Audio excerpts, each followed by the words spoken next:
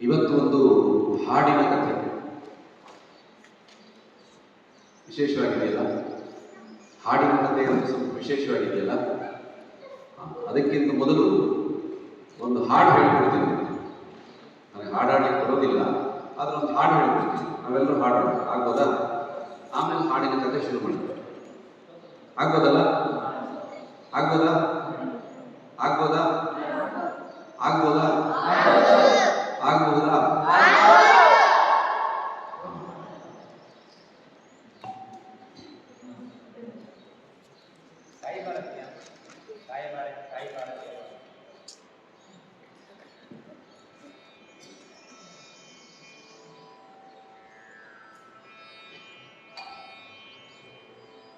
ತಾಯಿ ಭಾರತೀಯ ಪಾದ ಪದ್ಮಗಳ ಪೂಜಿಸೋಣ ಬನ್ನಿ.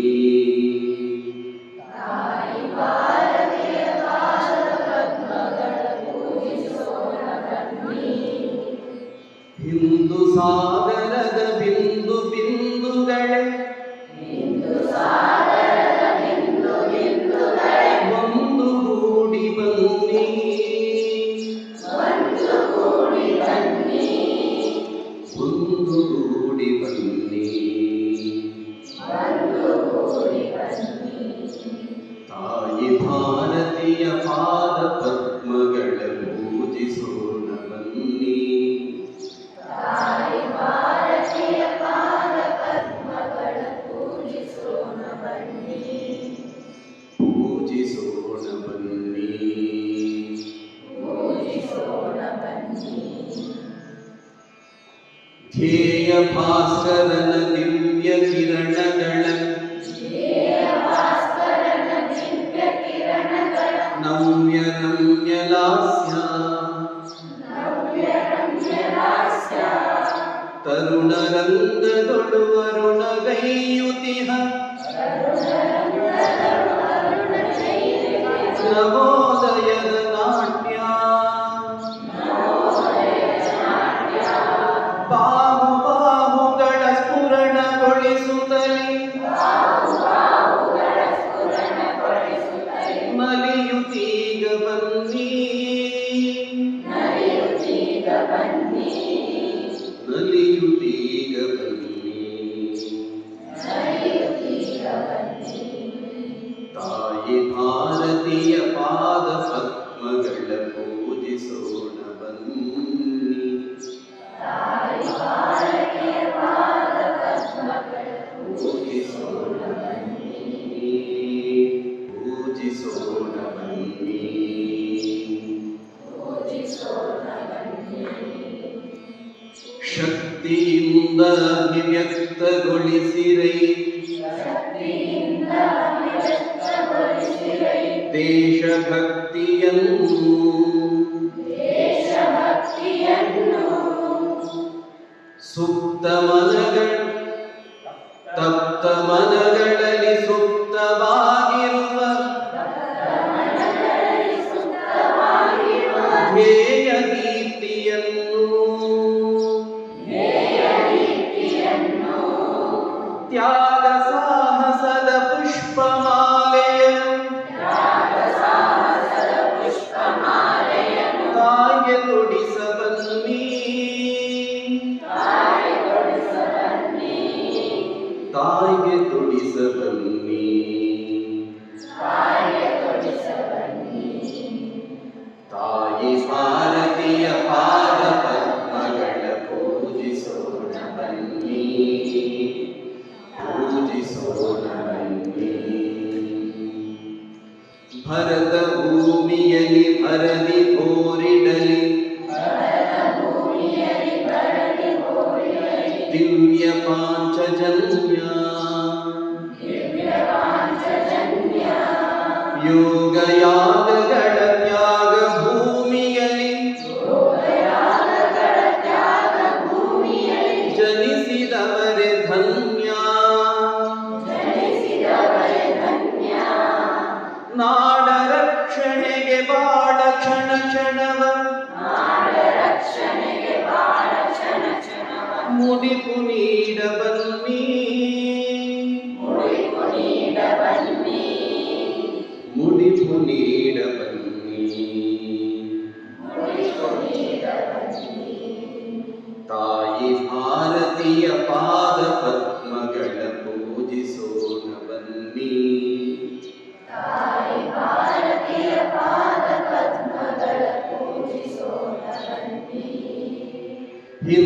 ಸಾಗರದ ಬಿಂದು ಬಿಂದುಗಳೇ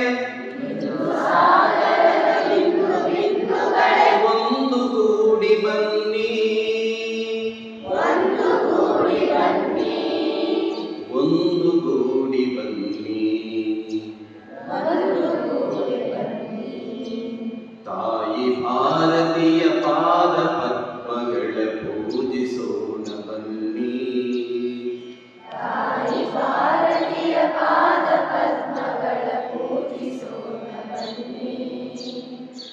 ಪೂಜಿಸೋಣ ಬನ್ನಿ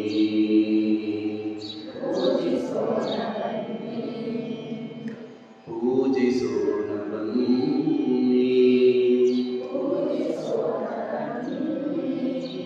ಪೂಜಿಸೋಣ ಬನ್ನಿ.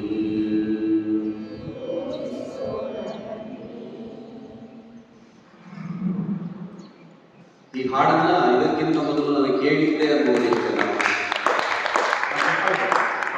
ಎಷ್ಟು ಜನ ಕೇಳಿದ್ರಿ? ಹಾ, ಸುಮಾರು ಜನ ಕೇಳಿದ್ರಿ. ಹಾ, ಸಾಂಗ್ ಸೆಲೆಕ್ಟ್ ಮಾಡ್ಬೇಕಾದ್ರೆ ಹಾ.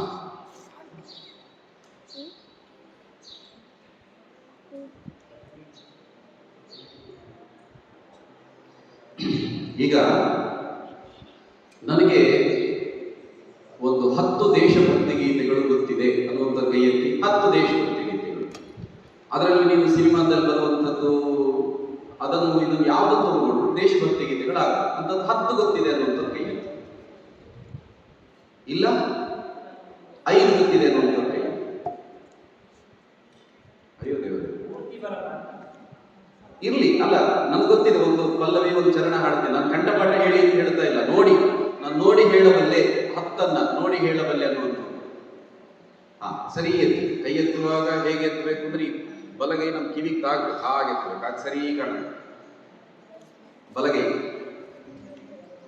1 2 3 4 5 ಸರಿ, ಕೈ ಬಿಡಿ. ಒಂದು 5 ಗೊತ್ತಿದೆ ಅನ್ನುವಂಥದ್ದು ಕೈ. 5 ಹಾಡುಗಳನ್ನು ನಾನು ನೋಡಿ ಹೇಳಬಲ್ಲೆ. ನಾನೇನು ಹೇಳ್ಕೊಡ್ಲಿಕ್ಕೆ ಹೇಳೋದಿಲ್ಲ, ಸುಮ್ಮನೆ 5 ಸಂಖ್ಯೆಗೋಸ್ಕರ ಕೇಳ್ತಾ ಇದ್ದೆ. ಆಯ್ತು. ಒಂದು 2 ಗೊತ್ತಿದೆ ನನಗೆ. ಆಯ್ತು. 1 ಗೊತ್ತಿದೆ. ಪ್ರಾಮಾಣಿಕವಾಗಿ ಹೇಳಬೇಕು. 1 ಗೊತ್ತಿದೆ. ಯಾವುದು 1? ಅದೇ ಯಾವುದು?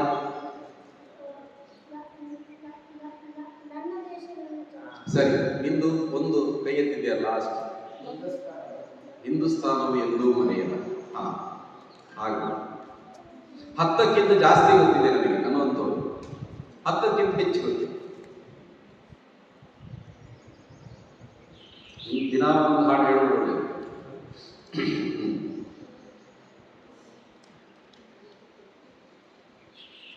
ಈ ರೀತಿ ಈಗ ನಾನು ಯಾವುದು ಹಾಡನ್ನು ಹಾಡಿದ ಅದು ಇತ್ತೀಚಿನ ಹಾಡು. ಒಂದು 10-15 ವರ್ಷ ಆಗಿರ್ಬೋದೇನೋ, ಅಥವಾ 20 ವರ್ಷ ಆಗಿರ್ಬೋದೇನೋ ಬರೋದು. ಆದರೆ ನಾನು ಹೇಳಲಿಕ್ಕೆ ಹೊರಟಿರುವಂತಹ ಹಾಡು ಬಹಳ ಹಿಂದಿನದ್ದು. ಒಂದು 150 ವರ್ಷ ಹಿಂದಿನ ಒಂದು ಹಾಡು. ರಾಷ್ಟ್ರವನ್ನು ಉದ್ದೇಶಿಸಿ ಸ್ವಾತಂತ್ರ್ಯ ಹೋರಾಟ ಸಂದರ್ಭದಲ್ಲಿ ಅನೇಕ ಹಾಡುಗಳನ್ನು ಬರೆದಿದ್ದಾರೆ. ಅನೇಕರು ಹಾಡುಗಳನ್ನು ಬರೆದಿದ್ದಾರೆ. ಸ್ವರ್ಗವೇ ಪ್ರೀತಿಸಿ ತಪೋವನಿಗೆ ಉದಾರಿಯಾರತಿ ಜಯ ಭಾರತಿ ಜಯ ಭಾರತಿ ಅಂತ ಒಂದು ಹಾಡು. ರವೀಂದ್ರನಾಥ್ ಠಾಗೂರ್ ಬರೀತಾರೆ, ದೇವಿ ಭುವನ ಮನಮೋಹಿನಿ ನಿರ್ಮಲ ಸೂರ್ಯ ಕರೋಜ್ವಲ ಧರಣಿ ಜನಕ ಜನನಿ ಜನನಿ ಅಂತ. ಕನ್ನಡದಲ್ಲೂ ತುಂಬಾ ಜನ ಬರೆದಿದ್ದಾರೆ. ಆತ್ಮವಚ್ಚುತವೆಂದು ಜನ್ಮಗಳು ಬಹವೆಂದು ಮೃತ್ಯುನಶ್ವರವೆಂದು ತಾಯಿ ಭಾರತಿಗೆ ಜಯವೆಂದು ನಡೆ ಮುಂದೆ ನುಗ್ಗಿ ನಡೆ ಮುಂದೆ ಅಂತ ಕುವೆಂಪು ಬರೆದಿರುವುದು. ಇನ್ನೊಬ್ಬರು ಸಾಲಿ ರಾಮಚಂದ್ರಾಯರು ಅಂತಿದ್ರು. ಶಾಲೆಯಲ್ಲಿ ಮೇಷ್ಟ್ರು. ಸ್ವಾತಂತ್ರ್ಯ ಚಳವಳಿ ಅದರ ಕರೆ ಬಂತು. ತನ್ನ ವೃತ್ತಿಗೆ ರಾಜೀನಾಮೆ ಕೊಟ್ಟು ಸ್ವಾತಂತ್ರ್ಯ ಚಳವಳಿಗೆ ಧುಮುಕ್ತಾರೆ. ಅವರು ತನ್ನ ಭಾವನೆಗಳನ್ನು ಬರೀತಾರೆ. ಆ ದಿನದ ನೊರೆ ಹಾಲು ಮಲ್ಲೆವು, ದೇವಲೋಕದ ಸುಧೆಯ ಮಲ್ಲೆವು, ತಾಯೇ ನಿನ್ನಯ ನಾಮದ ಅದ್ಭುತ ರುಚಿಯ ನರಿತಿರುವೆನು ಪಾವನಡೆ, ನಿನ್ನಂದ್ರೆ ಕಮಲದ ಸೇವೆಯನ್ನು ದೊರೆತಿರುವುದು ಶ್ರೀವರನ ಕೃಪೆಯಿಂದ ಬೇರೇನು ಬೇಡನಿಗೆ ಅಂತ. ಹೀಗೆ ತುಂಬಾ ಹಾಡುಗಳಿದೆ. ಚಂದನ ಹೇ ಇಸ್ ದೇಶ್ ಕಿ ಮಾಟಿ, ತಪೋ ಭೂಮಿ ಹರ ಗ್ರಾಮ ಹೈ, ಹರ ಬಾಲಾ ದೇವಿ ಕಿ ಪ್ರತಿಮಾ, ಬಚ್ಚಾ ಬಚ್ಚಾ ರಾಮ ಹೈ. ಸಾವಿರಾರು ಹಾಡುಗಳಿವೆ. ಈ ಎಲ್ಲ ಹಾಡುಗಳಿಗೆ ಕಲಶಪ್ರಾಯವಾದ ಒಂದು ಹಾಡು, ಅದು ಒಂದೇ ಮಾತ್ರ. ಯಾಕೆ ಅಂದರೆ ಕೆಲವು ಹಾಡುಗಳು ಕೆಲವರಿಗೆ ಗೊತ್ತಿರುತ್ತೆ, ಆದರೆ ಒಂದೇ ಮಾತ್ರ ನಾವು ಕೇಳಿಲ್ಲ ಅನ್ನುವಂಥವ್ರು ಇದ್ದೀವ? ಯಾರೂ ಇಲ್ಲ. ಒಂದೇ ಮಾತ್ರ ಇಡೀ ಭಾರತದ ಮನಗಳನ್ನು ತಲುಪಿದಂಥ ಹಾಡು. ಇವತ್ತು ಪೂರ್ತಿ ಆ ಒಂದೇ ಮಾತ್ರ ಹಾಡಿನ ಎಲ್ಲಿಂದ ಆರಂಭ ಆಯಿತು, ಯಾವಾಗ ಬಂತು ಮತ್ತು ಅದರ ಪರಿಣಾಮ, ಅದಕ್ಕೆ ಕುರಿತಾಗಿ ಕೆಲವು ಸಂಗತಿಗಳನ್ನು ನಿಮ್ಮ ಜೊತೆ ನಾನು ಹಂಚಿಕೊಳ್ತೇನೆ. ಸಾಧ್ಯ ಆದರೆ ಸಮಯ ಇದ್ದರೆ ಕೊನೆಯಲ್ಲಿ ಒಂದೇ ಮಾತ್ರವನ್ನು ಹಾಡೋಣ ಜೊತೆಗೆ. ಬಂಕಿಮಚಂದ್ರ ಚಟ್ಟೋಪಾಧ್ಯಾಯ ಅಂತ ಅವರ ಹೆಸರು. ಚಟರ್ಜಿ ಅಂತ ಕರೀತಾರೆ ಸಾಮಾನ್ಯ. ಈ ಚಟರ್ಜಿ ಅನ್ನುವಂಥದ್ದು ಅದು ಸರಿಯಾದ ಉಚ್ಚಾರ ಅಲ್ಲ, ಅದು ಇಂಗ್ಲಿಷ್ನವರ ಕಾರಣಕ್ಕೋಸ್ಕರ ಆಗಿರುವುದು. ಬಂಕಿಮಚಂದ್ರ ಚಟ್ಟೋಪಾಧ್ಯಾಯ ಅಂತ ಇರುವಂಥದ್ದೇ. ಆ ಚಟ್ಟೋ ಅನ್ನುವಂಥದ್ದು ಅವರ ಗ್ರಾಮ, ಅಲ್ಲಿನ ಉಪಾಧ್ಯಾಯ, ಆ ರೀತಿ ಅದೇನೋ ಅವರ ಸರ್ನೇಮ್ ಅಂತ ನಾವು ಏನು ಹೇಳ್ತೀವಿ ಆ ರೀತಿ ಬರುವಂಥದ್ದು ಬಂಕಿಮಚಂದ್ರ ಅವರ ಹೆಸರು. ಅವರು ಕಲ್ಕತ್ತಾದಲ್ಲಿ ಒಬ್ಬ ಮ್ಯಾಜಿಸ್ಟ್ರೇಟ್ ಆಗಿದ್ದರು.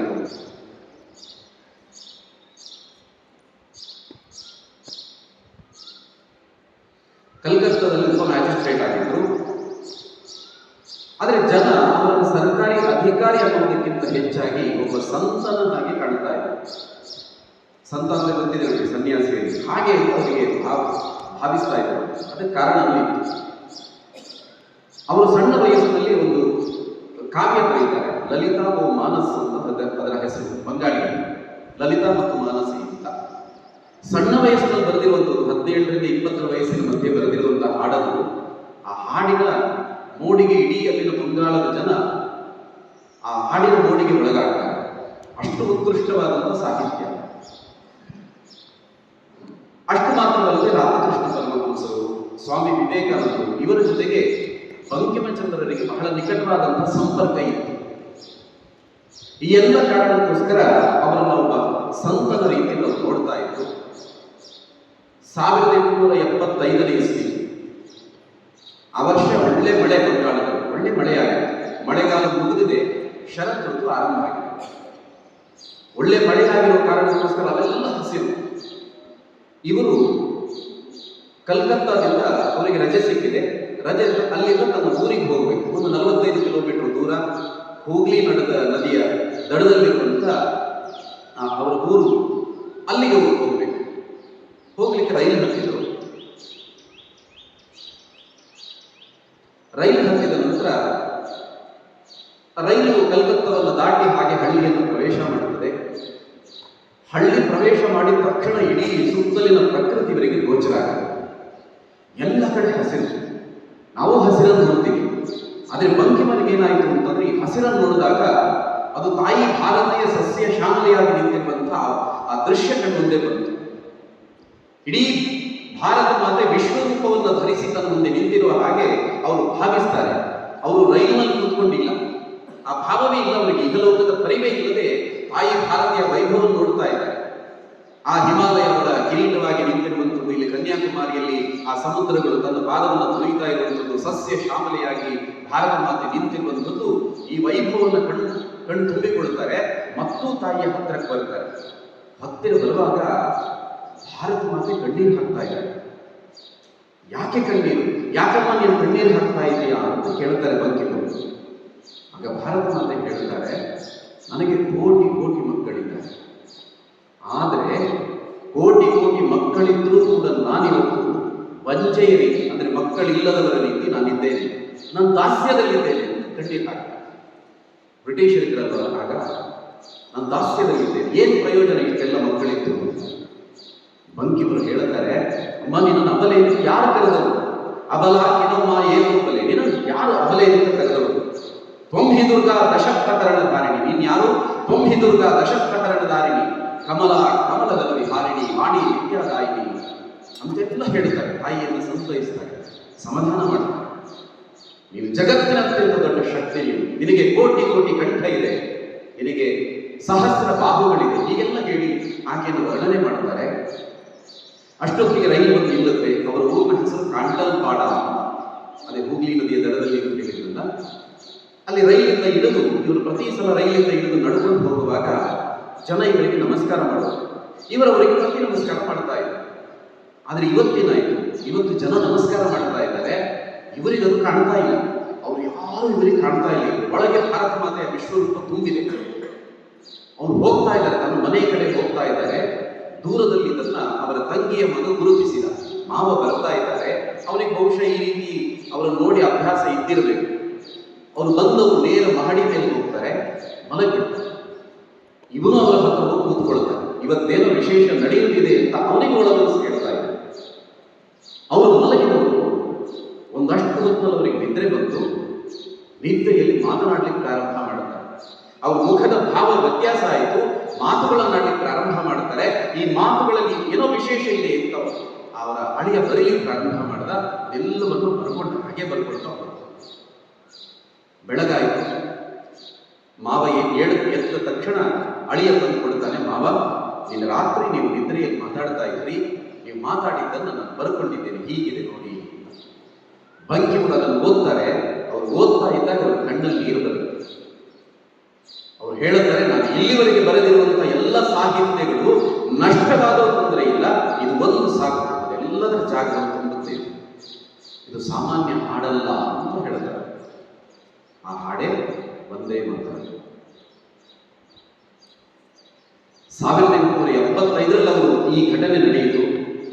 ಅದಾಗಿ 1882ರಲ್ಲಿ ಅಂದರೆ 7 ವರ್ಷಗಳ ನಂತರ ಅವರು ಆನಂದ ಮಠ ಅನ್ನುವಂಥ ಕಾದಂಬರಿಯನ್ನು ಬರೀತಾರೆ.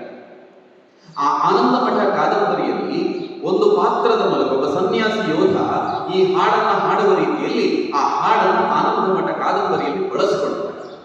ಅಲ್ಲಿಂದ ನಂತರ ಅದು ಜಗತ್ತಿಗೆ ಪರಿಚಯ ಆಗುತ್ತೆ. ಅಂದ್ರೆ 7 ವರ್ಷ ಯಾರಿಗೆ ಗೊತ್ತಿಲ್ಲ ಇದು.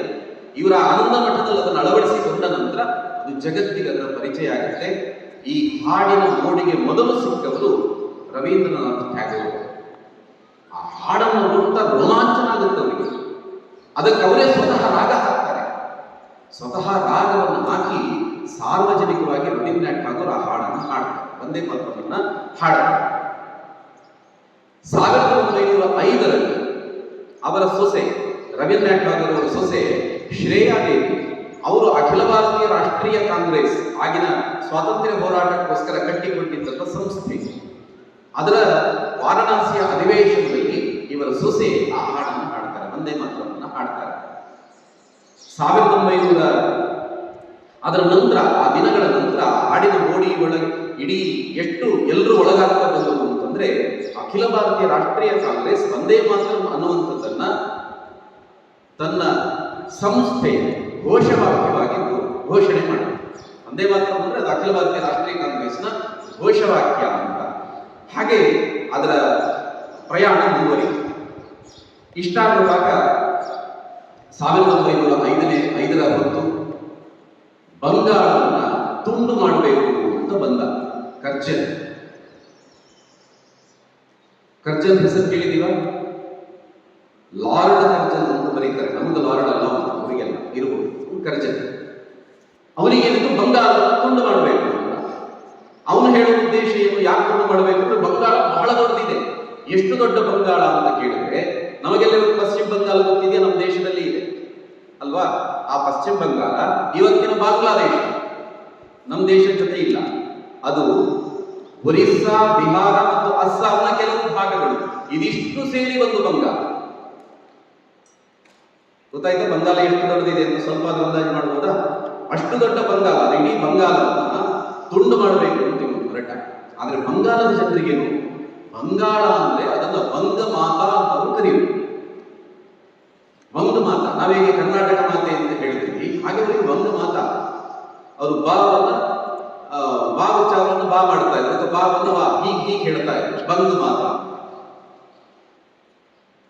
ಈ ಬಂಗಾಳದ ವಿಭಜನೆ ಅನ್ನುವಂಥದ್ದು ಇವನಿಗೆ ಯಾವುದೊಂದು ಗಡಿ ಮಾಡಿದ ಹಾಗೆ, ಗಡಿ ಕಟ್ಟಿದ ಹಾಗೆ. ಆದ್ರೆ ಅವರಿಗೆ ಹಾಗಲ್ಲ, ಇದು ತಾಯಿಯನ್ನು ತುಂಡು ಮಾಡ್ತಾ ಇದ್ದಾರೆ ಅನ್ನೋ ಭಾವ.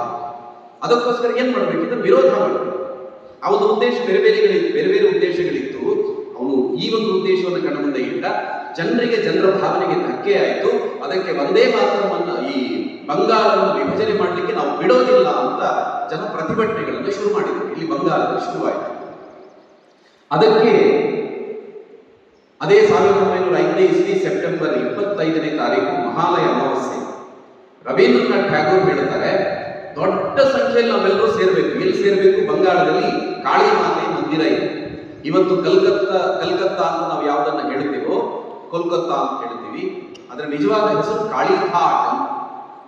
ಆ ಕಾಳಿಘಾಟ್ ಅಂತ ಹೆಸರು ಬರ್ಲಿಕ್ಕೆ ಕಾರಣ ಅಲ್ಲಿರುವಂತ ಕಾಳಿ ಮಂದಿರ.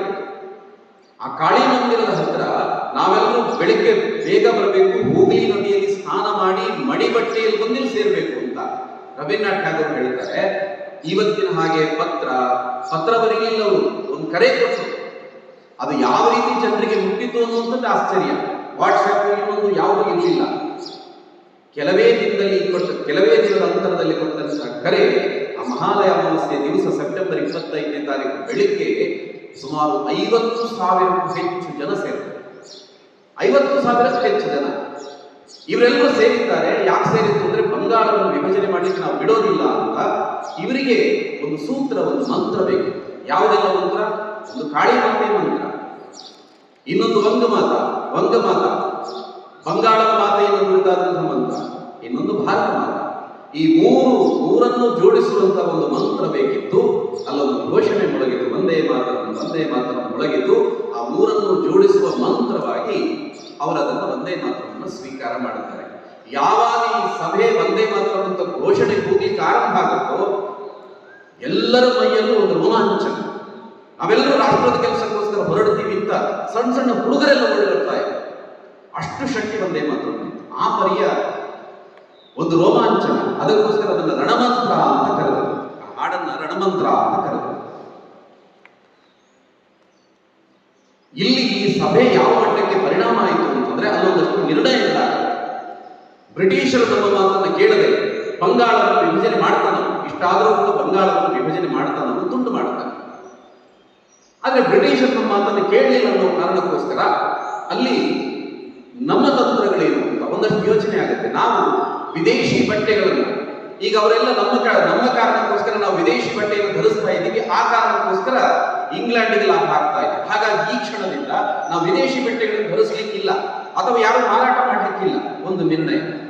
ಅಲ್ಲೆಲ್ಲ ಯಾರೆಲ್ಲ ನಮ್ಮವರೇ ವಿದೇಶಿ ಬಟ್ಟೆಗಳನ್ನು ಮಾರಾಟ ಮಾಡ್ತಾ ಇದ್ರು ಅವರೆಲ್ಲ ಅಂಗಡಿಗಳನ್ನು ಮುಚ್ಚಬೇಕಾಯಿತು. ಯಾರೆಲ್ಲ ವಿದೇಶಿ ಬಟ್ಟೆ ಹಾಕೊಂಡು ಕ್ಷೌರದ ಅಂಗಡಿಗೆ ಬಂದ್ರೆ ಅವು ಕ್ಷೌರ ಮಾಡ್ತಾ ಇರಲಿಲ್ಲ. ಅಲ್ಲಿವರೆಗೆ ಯಾರಾದ್ರೂ ಮಕ್ಕಳಿಗೆ ಗಿಫ್ಟ್ ಕೊಟ್ರೆ ಅದು ವಿದೇಶಿ ಆಗಿದ್ರೆ ಮಗು ಹೇಳ್ತಾ ಇತ್ತಂತೆ, ದಾಖಲೆಗಳು ಹೇಳ್ತಾರೆ, ಮಗು ಹೇಳ್ತಾ ಇತ್ತಂತೆ ಇದು ವಿದೇಶದ ಗಿಫ್ಟ್ ನಾನು ತಗೊಳ್ಳೋದಿಲ್ಲ. ಹೀಗೆ ಭಾರಿ ದೊಡ್ಡ ಪ್ರಮಾಣದಲ್ಲಿ ಸ್ವದೇಶಿ ಆಂದೋಲನ ಅಲ್ಲಿ ಆರಂಭ ಆಗತ್ತೆ. ಇದಿಷ್ಟ ಆಗುವಾಗ ಒಂದು ಡೈಲಿ ನ್ಯೂಸ್ ಅನ್ನುವಂಥ ಪತ್ರಿಕೆ ಇಂಗ್ಲೆಂಡಿನ, ಅದರ ಸಂಪಾದಕ ಒಬ್ಬ ನೇವಿನ್ಸನ್ ಅಂತ ಬರ್ತಾನೆ. ಅವನನ್ನ ಕಳಿಸೋದು ಬ್ರಿಟಿಷ್ ಸರ್ಕಾರ. ಯಾಕೆ ಕಳಿಸೋದು ಅಂತಂದ್ರೆ ಅಲ್ಲೆಲ್ಲವರ ಬಟ್ಟೆಗಳ ಬಂಡಲ್ಲಿದೆ, ಅದು ಭಾರತಕ್ಕೆ ಬರ್ತಾ ಇಲ್ಲ, ಯಾಕಂದ್ರೆ ಬೇಡಿಕೆ ಇಲ್ಲ. ಯಾಕೆ ಇಷ್ಟು ಬೇಗ ಬೇಡಿಕೆ ನಿಂತೋಯ್ತು, ಒಂದ್ಸಲ ಹೋಗಿ ನೋಡ್ಕೊಂಡು ಬಾ ಅಂತ ನೇವಿನ್ಸನ್ ಅನ್ನ ಕಳಿಸ್ತಾರೆ. ನೇವಿನ್ಸನ್ ಬರ್ತಾನೆ, ಬಂಗಾಳದಾದ್ಯಂತ ಒಂದು ಸರ್ವೆ ಮಾಡ್ತಾನೆ. ಸರ್ವೆ ಮಾಡುವಾಗ ಯಾರು ಈ ಜವಳಿ ಅಂಗಡಿಯವರಿದ್ದಾರೆ, ನಮ್ಮ ಭಾರತೀಯರೇ ವಿದೇಶಿ ಬಟ್ಟೆ ಮಾರ್ತಾ ಇದ್ದಾರೆ, ಅವರೆಲ್ಲ ಬಂದು ನೇವಿನ್ಸನ್ ಹೇಳ್ತಾರೆ, ಹೋಗಿ ಬ್ರಿಟಿಷ್ ಸರ್ಕಾರಕ್ಕೆ ಹೇಳು ಆ ಬಂಗಾಳದ ವಿಭಜನೆಯನ್ನು ಕೈ ಬಿಡಬೇಕು, ಇಲ್ಲದಿದ್ರೆ ನಾವೆಲ್ಲರೂ ಇಲ್ಲಿ ಅತಂತ್ರರಾಗಿದ್ದೀವಿ, ನಾವೆಲ್ಲ ಅತಂತ್ರ ಸ್ಥಿತಿಯಲ್ಲಿದ್ದೀವಿ, ನಾವು ಬದುಕೋದೇ ಕಷ್ಟ ಆಗಿದೆ, ಈಗ ಹೋಗಿ ಹೇಳು ಅಂತ. ಇವನು ಅದನ್ನೆಲ್ಲವನ್ನು ಸಂಗ್ರಹ ಮಾಡ್ತಾನೆ. ಅದಲ್ಲದೆ ಇನ್ನೊಂದಷ್ಟು ಸಂಗತಿ ಸಂಗ್ರಹ ಮಾಡಿಕೊಂಡು ಬ್ರಿಟಿಷ್ ಸರ್ಕಾರಕ್ಕೆ ಒಂದು ವರದಿ ಕೊಡ್ತಾನೆ. ವರದಿ ಏನು ಅಂತ ಕೇಳಿದ್ರೆ ದೊಡ್ಡ ಸಂಖ್ಯೆಯಲ್ಲಿ ಹೋರಾಟಕ್ಕೆ ಬರ್ತಾ ಇರುವಂತವರು ವಿದ್ಯಾರ್ಥಿಗಳು ಅಂತ ಹೇಳ್ತಾರೆ. ವಿದ್ಯಾರ್ಥಿಗಳು ಬರ್ತಾ ಇದ್ದಾರೆ ದೊಡ್ಡ ಸಂಖ್ಯೆಯಲ್ಲಿ. ಎಲ್ಲರೂ ವಂದೇ ಮಾತರಂ ಹೇಳೋದು ತುಮಕೋದು. ಶಾಲೆಗಳ ಮುಂದೆ ಯಾರಾದ್ರೂ ವಂದೇ ಮಾತರಂ ಅಂತ ಹೇಳಿದ್ರೆ ಇಡೀ ಶಾಲೆಯ ಮಕ್ಕಳು ಸಣ್ಣವರು ದೊಡ್ಡವರು ಅಂತ ಗೊತ್ತಿಲ್ಲದೆ ಎಲ್ಲರೂ ಬೀದಿಗೆ ಬಂದು ವಂದೇ ಮಾತರಂ ಕೂಗಿಕೊಂಡು ಶಾಲೆಯನ್ನು ಬಿಟ್ಟು ಹೊರಡೋರು ಹೋರಾಟಕ್ಕೆ. ಈ ರೀತಿ ಒಂದು ಪರಿವರ್ತನೆ ಶುರುವಾಯಿತು. ಬ್ರಿಟಿಷ್ ಸರ್ಕಾರ ಯೋಚನೆ ಮಾಡುತ್ತದೆ, ಈ ವಂದೇ ಮಾತರಂ ಮತ್ತು ವಿದ್ಯಾರ್ಥಿಗಳು ಇಲ್ಲಿ ಶಕ್ತಿ ಇರುವಂಥದ್ದು, ಈ ಶಕ್ತಿಯನ್ನ ಕುಂದಿಸಬೇಕು. ಏನ್ ಮಾಡಬೇಕು? ಯಾವುದೇ ಶಾಲೆಗಳಲ್ಲಿ ವಂದೇ ಮಾತರಂ ಹಾಡೋ ಹಾಗಿಲ್ಲ ಅಂತ ಒಂದು ಫರ್ಮಾನನ್ನು ತರ್ತಾರೆ. ವಂದೇ ಮಾತರಂಗೆ ಬ್ಯಾನ್, ವಂದೇ ಮಾತರಂ ಹಾಡ್ಲಿಕ್ಕಿಲ್ಲ, ಹಾಡಿದ್ರೇನು 5 ರೂಪಾಯಿ ಫೈನ್. ಸಣ್ಣದಲ್ಲ, 5 ರೂಪಾಯಿ ಅಂತಂದ್ರೆ ಆ ಕಾಲದಲ್ಲಿ ಒಂದು ಕುಟುಂಬ ಅಂದ್ರೆ ಇವತ್ತಿನ ಹಾಗೆ ಗಂಡ ಹೆಂಡತಿ ಒಂದು ಮಗು ಆ ರೀತಿ ಕುಟುಂಬ ಅಲ್ಲ, ಒಂದು ದೊಡ್ಡ ಕುಟುಂಬ. ಅಲ್ಲಿ ಅಜ್ಜ ಅಜ್ಜಿ ಮಾವ ದೊಡ್ಡಪ್ಪ ಚಿಕ್ಕಪ್ಪ ಎಲ್ಲರೂ ಇರ್ತಾ ಇದ್ರು. ಇಷ್ಟು ದೊಡ್ಡ ಕುಟುಂಬ ಕುಟುಂಬದ 1 ತಿಂಗಳ ಖರ್ಚು 5 ರೂಪಾಯಿ. ಯಾರಾದ್ರೂ ವಂದೇ ಮಾತರಂ ಮಾಡಿದ್ರೆ ಅವರಿಗೆ 5 ರೂಪಾಯಿ ಜುಲ್ಮಾನೆ ಅಂತ, ದಂಡ ಅಂತ ಹೇಳಿದ್ರು. ಆದ್ರೆ ಇವರು ಯಾವ ದಂಡಕ್ಕೂ ನಮ್ಮ ವಿದ್ಯಾರ್ಥಿಗಳು ಬಗ್ಗಲಿಲ್ಲ. ಅವರೆಲ್ಲ ವಂದೇ ಮಾತರಂ ಮಾಡಿದ್ರು. ಅಷ್ಟಾಗುವಾಗ ಮನೆಯವರು ಹೇಳ್ತಾರೆ, ನಾವು ದಂಡ ಕೊಡೋದಿಲ್ಲ, ನಿಮಗೆ ದಂಡ ಕೊಡೋದಿಲ್ಲ, ಮಾತ್ರವಲ್ಲ ನಿಮಗೆ ಶಾಲೆಗೆ ಬರೋದಿಲ್ಲ, ಶಾಲೆಗೆ ಬರೋದಿಲ್ಲ ಅಂತ ಹೇಳಿ ಈ ರೀತಿ ಯೋಚನೆಯಿಂದ ಒಂದು ರಂಗಾಪುರ ಅಂತ ಒಂದು ಊರಿದೆ, ಅಲ್ಲಿ ಊರಿನವರೆಲ್ಲ ಸೇರಿಕೊಂಡು ಒಂದು ಹೊಸ ಶಾಲೆಯನ್ನು ನಿರ್ಮಾಣ ಮಾಡ್ತಾರೆ, ಎಲ್ಲ ಮಕ್ಕಳಿಗೆ ಬನ್ನಿ ಅಂತ. ಅಂದ್ರೆ ಇದು ಪರಿವರ್ತನೆ ಈ ರೀತಿ. ಇದರ ಪರಿಣಾಮ ಏನಾಯಿತು ಅಂತಂದ್ರೆ, ಮುಂದೆ ಬಂಗಾಳ ನ್ಯಾಷನಲ್ ಕಾಲೇಜನ್ನು ರವೀಂದ್ರನಾಥ್ ಠಾಗೋರ್ ಮುಂತಾದವರೆಲ್ಲ, ಅರವಿಂದ್ ಘೋಷ್ ಮುಂತಾದವರೆಲ್ಲ ಸೇರ್ಕೊಂಡು ಮಾಡುವುದು, ಅವರಿಗೆಲ್ಲ ಪ್ರೇರಣೆ ಸಿಕ್ಕಿದೆ ರಂಗಾಪುರದ ಶಾಲೆಯ ಕಾರಣಕ್ಕೋಸ್ಕರ. ಹೀಗೆ ದೊಡ್ಡ ಪ್ರಮಾಣದಲ್ಲಿ ವಂದೇ ಮಾತರಂ ವ್ಯಾಪಕವಾಗಿ ವಂದೇ ಮಾತರಂ ಹರಡುತ್ತದೆ. ವಂದೇ ಮಾತರಂ ಹೇಳಿದ್ರೆ ಯಾರು ಹೋಗಲಿಲ್ಲ, ವಯಸ್ಸಿನ ಮಿತಿ ಇಲ್ಲದೆ ಜನ ಹೋರಾಟಕ್ಕೆ ಧುಮುಕ್ತಾ ಇದ್ರು. 1906ರಲ್ಲಿ ಕಲ್ಕತ್ತಾದಲ್ಲಿ ಒಂದು ಪತ್ರಿಕೆ ಬಿಡುಗಡೆಯಾಗುತ್ತೆ, ಅದರ ಹೆಸರು ವಂದೇ ಮಾತರಂ. 1907ರಲ್ಲಿ ಒಬ್ಬರು ಜರ್ಮನಿಯಲ್ಲಿ ಮೇಡಮ್ ಕಾಮಾ ಅಂತಿದ್ರು. ನಾನು ನಿನ್ನೆ ಸಾವರ್ಕರ್ ಕಥೆ ಹೇಳುವಾಗ ಅವರು ವಿದೇಶದಲ್ಲಿ ಕುಳಿತುಕೊಂಡು ಈ ರೀತಿ ಬ್ರಿಟಿಷರ ವಿರುದ್ಧ ಕೆಲಸ ಮಾಡ್ತಾ ಇದ್ರು ಅಂತ ಹೇಳಿದೆ. ಈ ಮೇಡಮ್ ಕಾಮಾ ಕೂಡ ಅದೇ ರೀತಿಯ ಕೆಲಸ, ಅವರು ಜರ್ಮನಿಯಲ್ಲಿ ಇದ್ದುಕೊಂಡು ಬ್ರಿಟಿಷರ ವಿರುದ್ಧ ಹೋರಾಟ ಮಾಡ್ತಾ ಇದ್ರು, ಬ್ರಿಟಿಷರ ವಿರುದ್ಧ ಕೆಲಸಗಳನ್ನು ಮಾಡ್ತಾರೆ. ಅವರು ಅಲ್ಲೊಂದು ಧ್ವಜವನ್ನು, ಅವರ ಹೋರಾಟದ ಧ್ವಜವನ್ನು ಬಳಸ್ತಾರೆ. ಆ ಧ್ವಜದಲ್ಲಿ ಮಧ್ಯದಲ್ಲಿ ವಂದೇ ಮಾತರಂ ಅಂತ ಅವ್ರು ಬಳಸ್ತಾರೆ. ಇಲ್ಲಿಂದ ಅಲ್ಲಿವರೆಗೆ ಹೋಗುತ್ತೆ. ತಿಲಕರನ್ನ ಇಷ್ಟೊತ್ತಿಗೆ ತಿಲಕರನ್ನ ಗಡೀಪಾರ್ ಮಾಡಿ ಇವತ್ತಿನ ಬ್ರಹ್ಮದೇಶ ಅಂತ ಯಾವುದನ್ನ ಹೇಳ್ತೀವಿ ಅಲ್ಲಿಗೆ ಕಳಿಸ್ತಾರೆ. ಕಳಿಸೋದು ಅಂತ ನಿರ್ಣಯ ಆಗುತ್ತೆ. ಇವರನ್ನು ಕಳಿಸ್ತಾ ಇದ್ದಾರೆ ಅಂತ ಅನ್ನುವಾಗ ದೊಡ್ಡ ಸಂಖ್ಯೆಯಲ್ಲಿ ಜನ ಸೇರ್ತಾರೆ, ದೊಡ್ಡ ಸಂಖ್ಯೆಯಲ್ಲಿ ಜನ ಸೇರ್ತಾರೆ. ಅಲ್ಲಿ ಅವರೆಲ್ಲರೂ ಒಟ್ಟು ಸೇರಿ ಸಾವಿರಾರು ಸಂಖ್ಯೆಯಲ್ಲಿ ಸೇರಿ ವಂದೇ ಮಾತರಂ ಘೋಷಣೆಯನ್ನು ಮಾಡುತ್ತಾರೆ. ಈ ಹೋರಾಟದ ಕಾವು ಕೇವಲ ಬಂಗಾಳದಲ್ಲಿ ಉಳ್ಕೊಂಡಿಲ್ಲ, ಅದು ಇಡೀ ದೇಶದಾದ್ಯಂತ ಹರಡಲಿಕ್ಕೆ ಶುರುವಾಯಿತು. ಒಬ್ಬೊಬ್ಬರು ಒಂದೊಂದು ದೇಶಕ್ಕೆ ತಗೊಂಡು ಹೋದ್ರು, ಅವರ ಒಂದೊಂದು ರಾಜ್ಯಕ್ಕೆ ತಗೊಂಡು ಹೋದ್ರು. ಅಲ್ಲಿಂದ ನೇರವಾಗಿ ತಮಿಳುನಾಡಿಗೆ ಬಂತು. ಸುಬ್ರಹ್ಮಣ್ಯ ಭಾರತಿಯವರು ಆ ಹೋರಾಟವನ್ನ ಇಲ್ಲಿಗೆ ತಗೊಂಡು ಬಂದರು. ಅವರ ಶಿಷ್ಯ ಚಿದಂಬರಂ ಪಿಳ್ಳೈ ಅಂತ ಅವರ ಹೆಸರು. ಚಿದಂಬರಂ ಪಿಳ್ಳೈ ಯೋಚನೆ ಮಾಡ್ತಾರೆ, ನಾನು ಗುರುಗಳಿಂದ ತಗೊಂಡ್ಬಂದಿದ್ದಾರೆ, ಗುರುಗಳ ಇಚ್ಛೆಯಂತೆ ನಾನು ಸ್ವಾತಂತ್ರ್ಯ ಹೋರಾಟದಲ್ಲಿ ಭಾಗವಹಿಸಬೇಕು. ಈ ಸ್ವದೇಶಿ ಆಂದೋಲನ ಅಂತ ಏನಿದೆ ಇದರ ಮೂಲಕ ನಾನು ಬ್ರಿಟಿಷರಿಗೆ ಪೆಟ್ಟು ಕೊಡಬೇಕು ಅಂತ ಅವರು ಯೋಚನೆ ಮಾಡಿದ್ದೇನು, ಇಲ್ಲಿನ ತೂತುಕುಡಿಯಿಂದ, ತಮಿಳುನಾಡಿನ ತೂತುಕುಡಿಯಿಂದ ಶ್ರೀಲಂಕಾಕ್ಕೆ ಒಂದು ಹಡಗು, 2 ಹಡಗುಗಳು, ಇಲ್ಲಿಂದ ಅಲ್ಲಿಗೊಂದು, ಅಲ್ಲಿಂದ ಇಲ್ಲಿಗೊಂದು ಹಡಗು ಹೋಗ್ತಾ ಇತ್ತು. ಆ ಹಡಗನ್ನ ಹೋಗ್ತಾ ಇದ್ದಂತಹ ಹಡಗಿಗೆ 4 ರೂಪಾಯಿ ಕೊಡಬೇಕಾಗಿತ್ತು, 4 ರೂಪಾಯಿ ಕೊಡಬೇಕು. ಇವರೇನ್ ಮಾಡ್ತಾರೆ, ಒಂದು ಸ್ವದೇಶಿ ನ್ಯಾವಿಗೇಷನ್ ಕಂಪನಿ ಅಂತ ಆರಂಭ ಮಾಡ್ತಾರೆ. ಅದಕ್ಕೇನ್ ಮಾಡಬೇಕು, ಇಡೀ ದೇಶಾದ್ಯಂತ ದುಡ್ಡು ಬೇಕಲ್ಲ, ದೇಶಾದ್ಯಂತ ಜನರಿಗೆ ಹೇಳ್ತಾರೆ, ಈ ರೀತಿ ಒಂದು ಸ್ವದೇಶಿ ನ್ಯಾವಿಗೇಷನ್ ಕಂಪನಿಯನ್ನು ಶುರು ಮಾಡ್ತಾ ಇದ್ದೀನಿ, ಅದಕ್ಕೆ ನೀವೆಲ್ಲರೂ ಸಹಕಾರ ಕೊಡಬೇಕು, ಶೇರ್ ಕೊಡಬೇಕು ಅಂತ ಎಲ್ಲರೂ ಅದಕ್ಕೆ ಸಹಕಾರ ಮಾಡ್ತಾರೆ. ಅವರೆಲ್ಲರ ಸಹಕಾರದಿಂದ 2 ದೊಡ್ಡ ಹಡಗುಗಳು, ಸ್ವದೇಶಿ ನ್ಯಾವಿಗೇಷನ್ ಕಂಪನಿಯ 2 ದೊಡ್ಡ ಹಡಗುಗಳು ನಿರ್ಮಾಣ ಆಗುತ್ತೆ. ಆ ಹಡಗಿಗೆ ಹೆಸರಿಟ್ಟದ್ದು ವಂದೇ ಮಾತರಂ. ಹಡಗುಗಳು ಚಲಿಸಲಿಕ್ಕೆ ಶುರು ಆಗುತ್ತೆ. ಇದಕ್ಕೆ ಎಷ್ಟು ದುಡ್ಡು, ಅವರಿಗೆ 4 ರೂಪಾಯಿ ಕೊಡಬೇಕು. ಆವತ್ತಿನ ಮಟ್ಟಿಗೆ ಬಹಳ ದುಬಾರಿ ಅದು. ಇದಕ್ಕೆ ಕೊಡಬೇಕಾಗಿದ್ದು ಕೇವಲ 4 ಆಣೆ 25 ಪೈಸೆ ಮಾತ್ರ. ಜನ ಅಲ್ಲಿ ಹೋಗೋದ್ರ ಬದಲಾಗಿ ಇಲ್ಲಿಗೆ ಬಂದರು. ನಮ್ಮ ಈ ಹಡಗುಗಳ ಓಡಾಟ ಪ್ರಾರಂಭ ಆಯಿತು. ಬ್ರಿಟಿಷರ ಹಡಗು ನೀರಿನಲ್ಲಿ ಮುಳುಗಿತು. ಬ್ರಿಟಿಷರು ಏನ್ ಮಾಡಿದ್ರು, ಓಡಿ ಬಂದರು ಚಿದಂಬರಂ ಪಿಳ್ಳೈ ಹತ್ರ. ಏನ್ ಮಾಡ್ತಾ ಇದ್ದೀರಿ, ನಿಮ್ಮ ಹಡಗನ್ನು ನಮಗ್ ಕೊಡಿ ಅಂತ ಕೇಳಿದ್ರು. ಚಿದಂಬರಂ ಪಿಳ್ಳೈ ಒಪ್ಪಲಿಲ್ಲ. ನೀವು ಎಷ್ಟು ದುಡ್ಡು ಕೇಳಿದ್ರು, ನೀವು ಅದಕ್ಕೆ ಎಷ್ಟು ಇನ್ವೆಸ್ಟ್ಮೆಂಟ್ ಮಾಡಿದ್ರು, ಅದರ 2 ಪಟ್ಟು ದುಡ್ಡು ಕೊಡ್ತೀವಿ ಅಂತಂದ್ರು. ಚಿದಂಬರಂ ಪಿಳ್ಳೈ ಒಪ್ಪಲಿಲ್ಲ. 10 ಪಟ್ಟು ದುಡ್ಡು ಕೊಡ್ತೀವಿ ಅಂತಂದ್ರು. ಚಿದಂಬರಂ ಪಿಳ್ಳೈ ಒಪ್ಪಲಿಲ್ಲ. ಗೊತ್ತಾಯ್ತು, ಒಪ್ಪೋ ಜನ ಅಲ್ಲ, ಅವ್ರು ಮಾಡಿರೋದು ಲಾಭಕ್ಕಲ್ಲ, ರಾಷ್ಟ್ರಭಕ್ತಿ ಕಾರಣ, ಅಲ್ಲಿ ಒಳಗಿರೋ ರಾಷ್ಟ್ರಭಕ್ತಿ, ಲಾಭದ ಆ ಇಚ್ಛೆ ಅಲ್ಲ ಅಂತ ಗೊತ್ತಾಯಿತು. ಅವರ ಮೇಲೆ ಸುಳ್ಳು ಮೊಕದ್ದಮೆಗಳನ್ನು ಹಾಕಿ ಅವರನ್ನು ಜೈಲಿಗೆ ಕಳಿಸ್ತಾರೆ. ಕೊಯಮತ್ತೂರಿನ ಜೈಲಲ್ಲಿ ಇರ್ತಾರೆ. ಇನ್ನೊಬ್ಬರು ಆಳ್ವಾರಿನ ಮಹಾರಾಜ. ಈ ಕಾವು ಎಲ್ಲೆಲ್ಲವರೆಗೆ ಹೋಗುತ್ತೆ ಅಂತಂದ್ರೆ, ಆಳ್ವಾರಿನ ಮಹಾರಾಜ ಎಲ್ಲ ಕಡೆ ಸುದ್ದಿಗಳು ಹರಿದಾಡ್ತಾ ಇದೆ. ವಂದೇ ಮಾತರಂ ಕಾರಣ, ವಂದೇ ಮಾತರಮಿಂದ ಆರಂಭ ಆಗಿದ್ದು ಈ ರೀತಿಯ ಸ್ವಾತಂತ್ರ್ಯ ಹೋರಾಟಕ್ಕೋಸ್ಕರ ಒಬ್ಬೊಬ್ಬರೇ ಈ ರೀತಿ ಸಮಯ ಕೊಡ್ತಾ ಇದ್ದಾರೆ ಅನ್ನುವಂಥದ್ದು, ಒಬ್ಬೊಬ್ಬರ ದೇಶಭಕ್ತಿಯನ್ನು ಬೇರೆ ಬೇರೆ ರೀತಿಯಲ್ಲಿ ಪ್ರಕಟಪಡಿಸ್ತಾ ಇದ್ದಾರೆ. ಆಳ್ವಾರಿನ ಮಹಾರಾಜ ಅವರಿಗೆ ಏನ್ ಮಾಡಬೇಕು, ರೋಲ್ಸ್ ರಾಯ್ ಕಾರುಗಳನ್ನು ತಗೋಬೇಕು ಇಂಗ್ಲೆಂಡ್. ಅದಕ್ಕೋಸ್ಕರ ಅಲ್ಲಿಗೆ ಹೋದ್ರು. ಅವರಿಗೆ ದುಡ್ಡೆಲ್ಲ ಬೇಕಾಗಿರೋದು. ನಾನು ನಿಮಗೆ ಕೊಡೋದಿಲ್ಲ, ಭಾರತೀಯರಿಗೆಲ್ಲ ಈ ರೋಲ್ಸ್ ರಾಯ್ ಕಾರುಗಳನ್ನು ಕೊಡೋದಿಲ್ಲ. ಯಾಕಂದ್ರೆ ಅವರು ಪ್ರೆಸ್ಟೀಜ್ ಯಾರೋ ಭಾರತದವರು ಓಡಿಸಿದ್ರೆ ನಮ್ಮ ಕಾರಿನ ಬೆಲೆ ಕಡಿಮೆ ಆಗುತ್ತೆ ಅಂತ ಅದಕ್ಕೆ ಕೊಡೋದಿಲ್ಲ. ಇವರು ತುಂಬಾ ಬೇಜಾರಾಯ್ತು. ವಾಪಸ್ ಬಂದಾಗ ಅವರು ಜೊತೆಗಾರನಿಗೆ ಗೊತ್ತಾಯ್ತು, ಒಬ್ಬ ಅವ್ರ ಜೊತೆಗೆ ಇರ್ತಾ ಇದ್ದ, ಅವನಿಗೆ ಗೊತ್ತಾಯ್ತು ಏನಾದರೂ ಹಠ ಮಾಡಿ ರಾಜರಿಗೆ ಇದನ್ನು ತಂದು ಕೊಡಬೇಕು ಅಂತ ಅವನು ಬಣ ತೊಟ್ಟ. ಬೇರೆ ಯಾವುದೋ ಮೂಲದಿಂದ 2 ಕಾರುಗಳನ್ನು ಖರೀದಿ ಮಾಡಿದ. ಕಾರುಗಳನ್ನು ಭಾರತಕ್ಕೆ ತಂದ ತಕ್ಷಣ ಆಳ್ವಾರಿ ಮಹಾರಾಜರು ಏನ್ ಮಾಡುತ್ತಾರೆ, ಅದನ್ನ ಮುನ್ಸಿಪಾಲಿಟಿಯ ಕಸಗುಡಿಸುವ ವಾಹನವಾಗಿ ಪರಿವರ್ತನೆ ಮಾಡ್ತಾರೆ. ಭಾರತೀಯರಿಗೆ ಅದನ್ನು ಕೊಡೋದಿಲ್ಲ ಅಂತ ಹೇಳಿದಂತ ರೋಲ್ಸ್ ರಾಯ್ ಕಾರುಗಳನ್ನ ಮುನ್ಸಿಪಾಲಿಟಿಯ ಕಸಗುಡಿಸುವ ಕಾರುಗಳನ್ನಾಗಿ ಪರಿವರ್ತನೆ ಮಾಡ್ತಾರೆ. ಓಡಿ ಬಂದ್ರಲ್ಲಿ ನಮ್ಮ ಕಾರುಗಳು ಕಸ ಗುಡಿಸ್ತಾ ಇದೆ ಅಂತ ಓಡಿ ಬಂದ್ರು. ಹೀಗೆಲ್ಲ ಇಲ್ಲೆಲ್ಲ ನಾವು ದುಡ್ಡು ಕೊಟ್ಟು ತಗೊಂಡಾಗಿದೆ, ನೀವೇನ್ ಮಾಡ್ಲಿಕ್ಕಿಲ್ಲ, ನಾವು ಬೇಕಾದಾಗ ಬಳಸ್ತೀವಿ, ನಾವೀಗ ಮಾಲೀಕರು ಅಂತ. ಇವರು ಮರ್ಯಾದೆ ಹೋಗ್ತಾ ಇದ್ದೀವಿ ಜಗತ್ತಿನಲ್ಲಿ. ಏನ್ ಮಾಡ್ತಾರೆ, ಅದರ 4-5 ಪಟ್ಟು ಹೆಚ್ಚು ದುಡ್ಡುಗಳನ್ನು ಕೊಟ್ಟು ಇವರ ಖಾಲಿ ಬೀಳೋದನ್ನು ಬಾಕಿ ಕಾರಣ ವಾಪಸ್ ತಗೊಂಡು. ಈ ರೀತಿ ರಾಷ್ಟ್ರಭಕ್ತಿ ಅಂದ್ರೆ ಈ ರೀತಿ. ಒಂದ್ಸಲ ನಮ್ಗೆ ಗೊತ್ತಿರಬೇಕು, ಜಯಂತ್ ಟಾಟಾ ಅವರು ಇಂಗ್ಲೆಂಡಿನ ಒಂದು ಹೋಟೆಲಿಗೆ ಹೋಗ್ತಾರೆ. ಹೋಟೆಲಿಗೆ ಹೋದಾಗ ಅವರನ್ನು ಒಳಗೆ ಪ್ರವೇಶ ಮಾಡಲಿಕ್ಕೆ ಬಿಡೋದಿಲ್ಲ. ಅಲ್ಲಿಗೆ ಹೊರಗಡೆ ಬೋರ್ಡ್ ಇದೆ, ಭಾರತದ ನಾಯಿಗಳಿಗೆ ಪ್ರವೇಶ ಇಲ್ಲ. ಇವರು ಒಳಗಡೆ ಹೋಗ್ತಾರೆ. ಒಳಗಡೆ ಹೋದಾಗ ಇವರನ್ನು ಬರದಲ್ಲಾಗುತ್ತೆ, ನೀವು ಬರ್ಲಿಕ್ಕಿಲ್ಲ ಇಲ್ಲಿ ಅಂತ ಅವ್ರಿಗೆ ಚಾಲೆಂಜ್ ಬಂದು ಮುಂಬೈಯಲ್ಲಿ ಒಂದು ಹೋಟೆಲ್ ಅನ್ನು ಪ್ರಾರಂಭ ಮಾಡ್ತಾರೆ. ತಾಜ್ ಅಂತ ಹೆಸರಿಡ್ತಾರೆ. ಲಾಸ್ಟ್ ಟೈಮ್ ಇವನ್ನೆಲ್ಲ ಬಂದಲ್ಲ, ಕಸಬು ಇವರೆಲ್ಲ ಬಂದು ಅದಕ್ಕೆ ಬಾಂಬ್ ಇಟ್ಟು ಇದೆಲ್ಲ ಒಂದು ಘಟನೆ ಆಯ್ತಲ್ಲ ಆ ಹೋಟೆಲ್ ತುಂಬಾ ಜನ ಹೇಳ್ತಾರೆ ನೀವು ಬೋರ್ಡ್ ಹಾಕಿ ಅಂತ.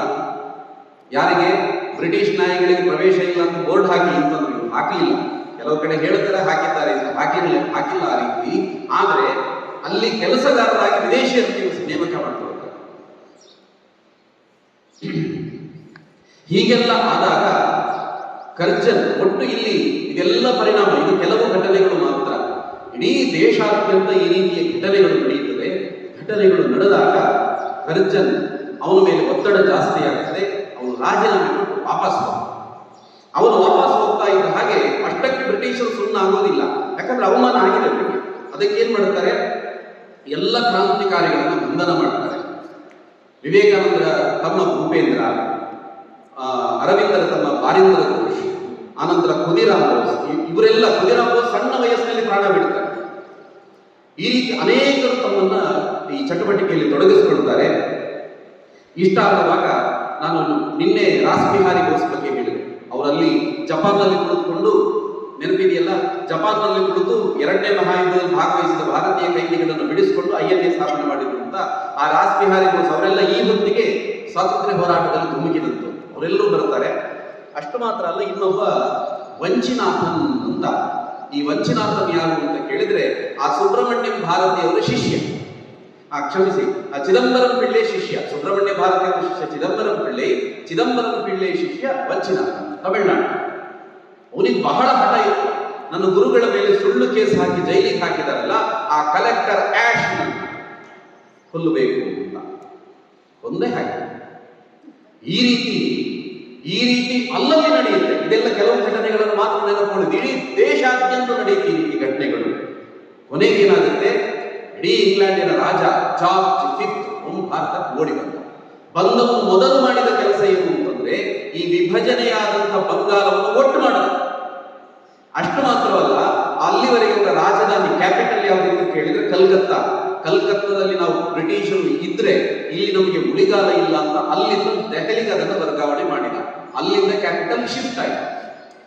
ಆದ್ರೆ ಆ ಕಾವು ಒಂದೇ ಮಾತ್ರ ಕಾವು ಎಷ್ಟಿತ್ತು ಅಂತ ನಾವು ಅರ್ಥ ಮಾಡ್ಕೊಳ್ಬಹುದು.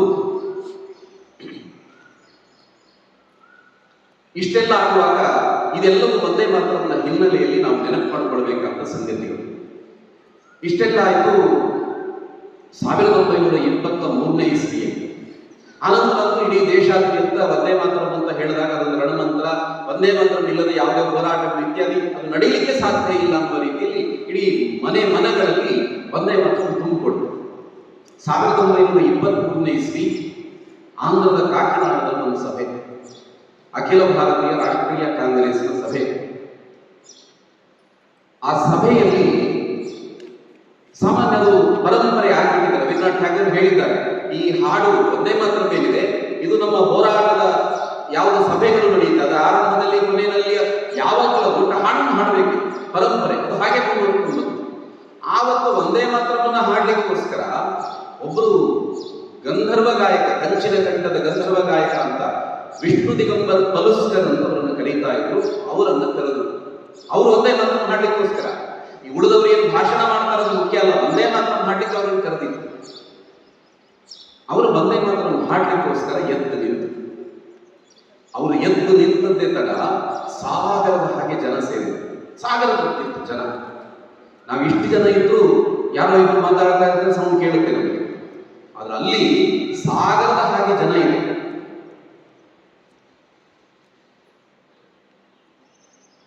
ಅಲ್ಲಿ ಸಾಗರದಷ್ಟಿದ್ರು ಒಬ್ರು ಮಾತಾಡ್ತಿರ್ಲಿಲ್ಲ. ಸಾಗರದಂತೆ ಜನಸಮೂಹ ಇದ್ದು ಎಲ್ಲರೂ ನಿಂತಿದ್ದಾರೆ. ಒಂದು ಸೂಜಿ ಕೆಳಗಿದ್ರು ಕೇಳಿಸ್ತಾ ಇತ್ತು, ಅಷ್ಟು ನಿಶ್ಶಬ್ದ. ಇನ್ನು ಒಂದೇ ಮಾತ್ರ ಆರಂಭ ಆಗಬೇಕು. ವಿಷ್ಣು ದಿಗಂಬರ್ ಪಲುಸ್ಕರ್ ವೇದಿಕೆ ಮುಂದೆ ಬಂದು ನಿಂತುಕೊಳ್ತಾರೆ. ಒಂದೇ ಮಾತ್ರ ಹಾಡಬೇಕು ಅನ್ನುವಷ್ಟರಲ್ಲಿ ವೇದಿಕೆಯಲ್ಲಿ ಆವತ್ತಿನ ಅಧ್ಯಕ್ಷತೆಯನ್ನು ವಹಿಸಿದ್ದ ಅಲ್ಲಿ ಶಬ್ದ ಕೇಳಬೇಕು, ಹಾಡಬೇಡ ಹಾಡಬೇಡ. ಇವರು ತಿರುಗಿ ನೋಡ್ತಾರೆ. ಎಲ್ರಿಗೂ ಒಂದ್ಸಲ ಶುಭ್ರವಾಗಿರುವಂತಹ ಆಕಾಶದಲ್ಲಿ ಸಿಡಿಲ್ ಬಡಿದ್ರೆ ಹೇಗಿರುತ್ತೆ ಆ ರೀತಿ ಅನುಭವ. ಯಾರಿಗನ್ನು ಹೇಳಿದ್ರು ತಿರುಗಿ ನೋಡುವಾಗ ಅಧ್ಯಕ್ಷ ಸ್ಥಾನದಲ್ಲಿದ್ದಂಥ ಮೌಲಾನಾ ಮೊಹಮ್ಮದ್ ಅಲಿ ಹೇಳ್ತಾರೆ, ಹಾಡಬೇಡ ಹಾಡಬೇಡ. ವಿಷ್ಣು ದಿಗಂಬರ್ ಕೇಳುತ್ತಾರೆ, ಯಾಕೆ ಹಾಡಬಾರದು, ಯಾಕೆ ಹಾಡಬಾರದು?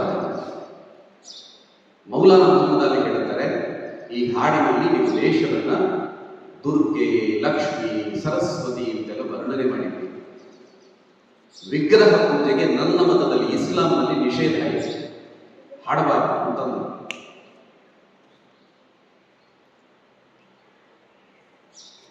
ಇಲ್ಲಿ ಕೂರಿಸ್ಬಿಟ್ಟಾರೆ.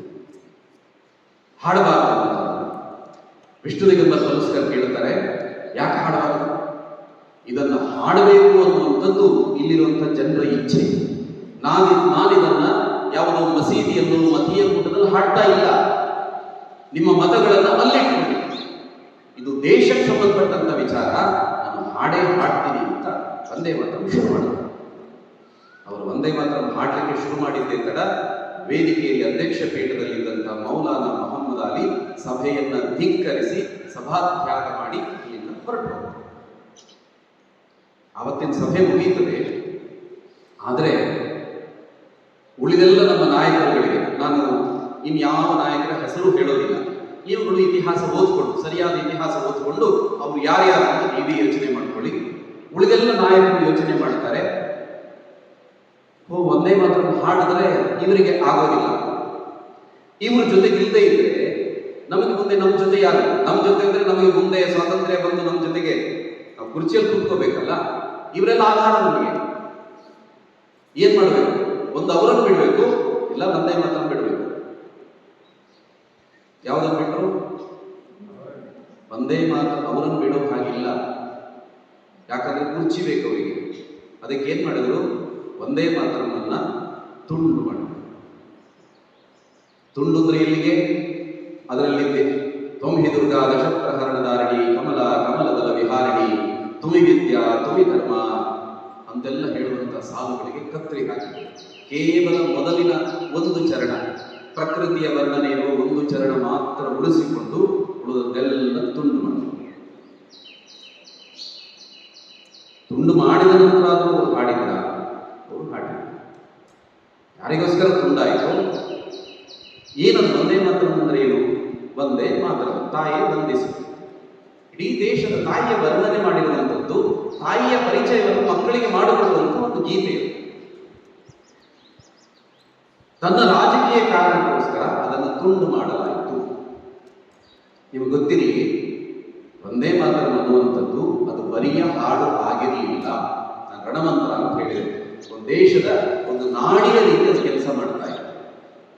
ಹೇಗೆ ಒಬ್ಬ ವ್ಯಕ್ತಿಯ ನಾಡಿಯನ್ನು ಕತ್ತರಿಸಿದರೆ ನಿಧಾನಕ್ಕೆ ರಕ್ತ ಹೋಗಿ ಹೋಗಿ ಹೋಗಿ ಅವನು ಸಾಯ್ತಾನೋ, ಆ ರೀತಿ ವಂದೇ ಮಾತರನ ಪಾತ್ರ ಹಾಗಿತ್ತು. ಯಾವಾಗ ವಂದೇ ಮಾತರಂ ತುಂಡಾಯಿತು, ಮುಂದೆ ದೇಶ ತುಂಡಾಗುವುದಕ್ಕೆ ಅದು ನಾಂದಿಯಾಯಿತು, ಅದು ಕಾರಣ ಆಯಿತು. ಇದರ ಹಿಂದೆ ಒಂದೊಂದೇ ಸಂಗತಿಗಳು ತುಂಡಾಗಲಿಕ್ಕೆ ಶುರುವಾಯಿತು.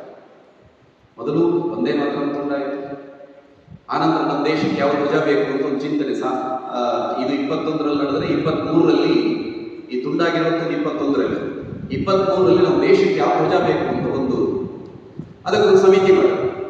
ಸಮಿತಿಯವರೆಲ್ಲ ಓಡಾಟ ಮಾಡಿದ್ರು. ಅದರಲ್ಲಿ ನೆಹರು, ಪಂಡಿತ್ ಲಾಲಾ ಸಿಂಗ್ ಪಟ್ಟಾಭಿ, ಸೀತಾರಾಮಯ್ಯ ಮುಂತಾದವರೆಲ್ಲ ಆ ಸಮಿತಿಯಲ್ಲಿದ್ದು ಇಡೀ ದೇಶದಾದ್ಯಂತ ಓಡಾಡುವಾಗ ಜನರೆಲ್ಲ ಹೇಳಿದ್ದು, ನಮ್ಮ ದೇಶ ಧ್ವಜ ಹಿಂದಿನಿಂದ ನೋಡುವಾಗ ಸೂರ್ಯ ಉದಯವಾಗುವಾಗ ಭಗವಾ ಬಣ್ಣ ಏನಿದೆ ಅದು ನಮ್ಮ ದೇಶ ಧ್ವಜ, ಅದು ಬಣ್ಣ. ಗಾಂಧಿಯವರ ನೆನಪಿಗೋಸ್ಕರ ಒಂದು ಚಿಹ್ನೆ, ಚರಕ ಚಿಹ್ನೆ ಇದಿರಬೇಕು ಅಂತ ಇಡೀ ದೇಶದ ಜನ ಹೇಳ್ತಾರೆ. ಆದರೆ ಯಾರೆಲ್ಲ ಸಮಿತಿಯಲ್ಲಿದ್ರು ಅವರು ಯೋಚನೆ ಮಾಡ್ತಾರೆ, ನಾವು ಈ ಬಣ್ಣ ತಂದ್ರೆ ಇದು ಯಾವುದೋ ಒಂದು ಧರ್ಮದ ಸಂಕೇತ ಆಗಿಬಿಡುತ್ತೆ, ಉಳಿದವರಿಗೆ ನೋವಾಗುತ್ತೆ ಅಂತ ಧ್ವಜವನ್ನು ತುಂಡು ಮಾಡಿ ಬಣ್ಣಗಳನ್ನು ತಂದರು. ಈಗ ನಮ್ಮ ತ್ರಿವರ್ಣ ಧ್ವಜ ಅಂತ ಏನಿದೆ ಅದು ಹಿಂದಿರುವ ಕಥೆ ಇದು, ಆದರೆ ಈಗ ಅದು ನಮ್ಮ ರಾಷ್ಟ್ರ ಧ್ವಜ.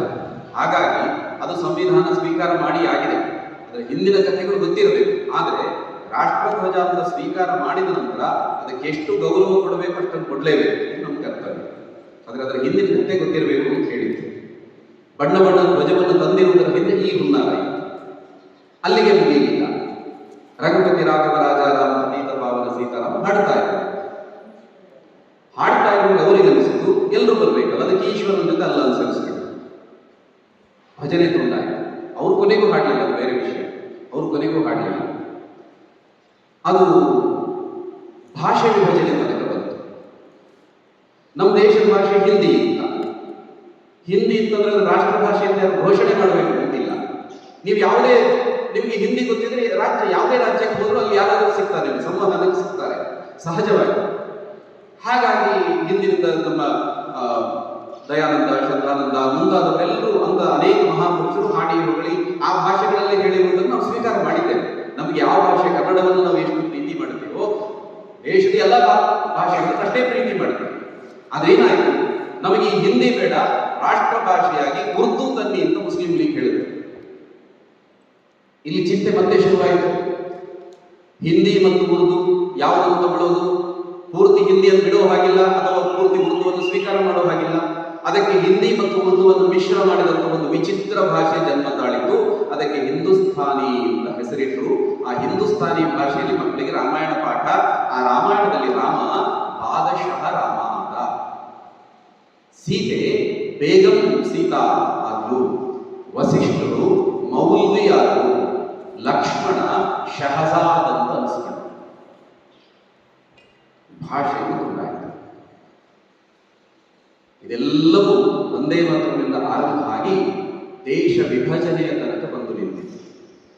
ಇದೆಲ್ಲ ಹೇಳಿದಂತ ಮುಸ್ಲಿಂ ಲೀಗ್ ಹೇಳುತ್ತೆ, ಕೊನೆಗೆ ಅವರು ವಂದೇ ಮಾತರಂ ಬೇಡ ಅಂದರು, ಅವರಿಗೋಸ್ಕರ ಅದನ್ನು ತುಂಡು ಮಾಡಿದ್ರು. ತುಂಡು ಮಾಡಿದ್ದನ್ನು ಅವರು ಯಾವತ್ತಿಗೂ ಹಾಡಲಿಲ್ಲ. ಭಜನೆ ಜೊತೆ ಅವ್ರಿಗೆ ಬೇಕಾದ್ದನ್ನು ಸೇರಿಸಿದ್ರು, ಅವರು ಹಾಡಲಿಲ್ಲ. ಧ್ವಜ ಅವ್ರಿಗೆ ಬೇಕು ಅಂತ ಬೇರೆ ಬೇರೆ ಬಣ್ಣಗಳನ್ನು ಸೇರಿಸಿದ್ರು, ಅವರೇನು ಸ್ವೀಕಾರ ಮಾಡಿಲ್ಲ. ಇದೆಲ್ಲವೂ ಆದ ನಂತರ ಕೊನೆಗೆ ಬಂದಿದ್ದು ಎಲ್ಲಿದ್ರೆ, ದೇಶ ನಮಗೆ ಬೇರೆ ಬೇಕು ಅಂತಂದು ದೇಶ ತುಂಡು ಮಾಡುವಂಥದ್ದು, ತುಂಡು ಮಾಡಿಕೊಡ್ಬೇಕು ಅಂತ ಹೇಳಿ ಅವ್ರು ಹೇಳಿದಾಗ ಲಾಹೋರ್ನಲ್ಲಿ ನಡೆದಂಥ ಒಂದು ಸಭೆ, ಇದು ಈಗ ಪಾಕಿಸ್ತಾನದಲ್ಲಿ. ಆ ಸಭೆಯಲ್ಲಿ ನಿಂತುಕೊಂಡು ನೆಹರು ಭಾಷಣ ಮಾಡ್ತಾರೆ. ಏನು ಅಂತ, ಇಲ್ಲಿ ಹರಿಯುವ ರಾವಿ ನದಿಯ ಸಾಕ್ಷಿಯಾಗಿ ಹೇಳುತ್ತೀನಿ, ದೇಶದ ವಿಭಜನೆ ಸಾಧ್ಯ ಇಲ್ಲ,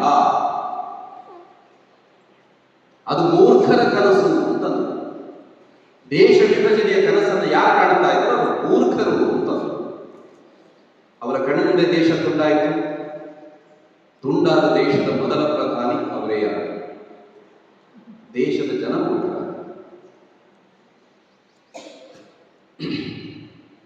ಖಡ್ಗ ಹಿಡಿದು ರಕ್ತ ಚೆಲ್ಲಿ ಪಾಕಿಸ್ತಾನ ನಿರ್ಮಾಣ ಮಾಡ್ತೀವಿ ಅಂತ ನೇರ ಕ್ರಮದ ಬೆದರಿಕೆ ಯಾರ್ದು? Muslim league. ಇದಿಷ್ಟು ಬಂದಾಗ ಆಂಧ್ರದ ಚೌಪಾಟಿಯಲ್ಲಿ ನಮ್ಮ ಉಕ್ಕಿನ ಮನುಷ್ಯ ಸರ್ದಾರ್ ಪಟೇಲ್ ಅವ್ರಿಗೆ ಉತ್ತರ ಕೊಡ್ತಾರೆ. ಏನು ಅಂತ, ಖಡ್ಗ ಹಿಡಿದು ರಕ್ತ ಚೆಲ್ಲಿ ಪಾಕಿಸ್ತಾನ ನಿರ್ಮಾಣ ಮಾಡುವವರು ಎಚ್ಚರದಿಂದಿರಿ, ನಿಮ್ಮ ಖಡ್ಗಗಳನ್ನು ನಮ್ಮ ಖಡ್ಗಗಳು ಎದುರುಗೊಳ್ಳುತ್ತವೆ, ಹುಷಾರ್ ಅಂತ ಎಚ್ಚರಿಸಿದರು. ಆದರೆ ಅವರ ಕಣ್ಣು ಮುಂದೆ ದೇಶ ತುಂಡಾಯಿತು. ತುಂಡಾದ ದೇಶದ ಮೊದಲ ಗೃಹ ಮಂತ್ರಿ ಸರ್ದಾರ್ ಪಟೇಲ್ ಆದ. ಆದರೆ ನಮ್ಗೆ ಗೊತ್ತಿರಬೇಕು, ಸರ್ದಾರ್ ಪಟೇಲ್ ನಮ್ಮ ದೇಶದ ಗೃಹ ಮಂತ್ರಿ ಆದದ್ದು ನಮ್ಮ ಸೌಭಾಗ್ಯ ಅಂತ ಹೇಳಬೇಕು. ಅವರು ನಮ್ಮ ದೇಶದ ಮೊದಲ ಗೃಹ ಮಂತ್ರಿ ಆದ ಕಾರಣಕ್ಕೋಸ್ಕರ ನಮ್ಮ ಭಾರತ ಇಷ್ಟಾದರೂ ಉಳಿದಿದೆ. ಅಕಸ್ಮಾತ್ ಅವರಲ್ಲದಿದ್ರೆ ಕಾಶ್ಮೀರ, ಹೈದರಾಬಾದ್ ಈ ತರ ಅನೇಕ ಭಾಗಗಳು ಅವತ್ತೇ ಪಾಕಿಸ್ತಾನಕ್ಕೆ ಹೋಗ್ತಾ ಇತ್ತು. ಇವತ್ತು ಇಷ್ಟಾದರೂ ಭಾರತ ಉಳಿದಿದೆ ಅಂದ್ರೆ ಅದಕ್ಕೆ ಸರ್ದಾರ್ ಪಟೇಲ್. ಬಾಬು ರಾಜೇಂದ್ರ ಪ್ರಸಾದ್ ಆಗ ಜೈಲಿನಲ್ಲಿ ಕುಳಿತುಕೊಂಡು ಅವರ ಕಿವಿಗೆ ಬೀಳುತ್ತೆ, ಭಾರತ ತುಂಡಾಗುತ್ತಂತೆ ಅಂತ ಕಿವಿಗೆ ಬೀಳುತ್ತೆ. ಕಿವಿಗೆ ಬಿದ್ದಾಗ ಅವರು ಜೈಲಿನಲ್ಲಿ ಕುಳಿತುಕೊಂಡು ಒಂದು ಗ್ರಂಥ ಬರೀತಾರೆ. ಏನು ಗ್ರಂಥ ಅಂತಂದ್ರೆ ಅದರ ಹೆಸರು ಅವಿಭಜಿತ ಭಾರತ ಅಂತ. ಆ ಗ್ರಂಥದಲ್ಲೂ ಬರೀತಾರೆ, ಸಾಂಸ್ಕೃತಿಕವಾಗಿ, ಆಧ್ಯಾತ್ಮಿಕವಾಗಿ, ಶೈಕ್ಷಣಿಕವಾಗಿ, ಆರ್ಥಿಕವಾಗಿ ಯಾವುದೇ ದೃಷ್ಟಿಯಿಂದ ನೋಡಿದ್ರು ಭಾರತ ಇದು ಒಂದು ದೇಶ, ಇದನ್ನು ತುಂಡು ಮಾಡಬೇಡಿ ಅಂತ ಬರೆದು. ಅವರು ಬರೆದಂತ ಪುಸ್ತಕ ಪ್ರಿಂಟಿಂಗ್ ಹೋಯಿತು, ಪ್ರಿಂಟ್ ಆಯಿತು. ಆ ಪುಸ್ತಕದ ಇಂಕ್ ಆರೋದರೊಳಗೆ ದೇಶ ತುಂಡಾಯಿತು. ತುಂಡಾದ ದೇಶದ ಮೊದಲ ರಾಷ್ಟ್ರಾಧ್ಯಕ್ಷರು ರಾಷ್ಟ್ರಪತಿ ಬಾಬು ರಾಜೇಂದ್ರ ಪ್ರಸಾದ್ ಆಗ್ತಾರೆ.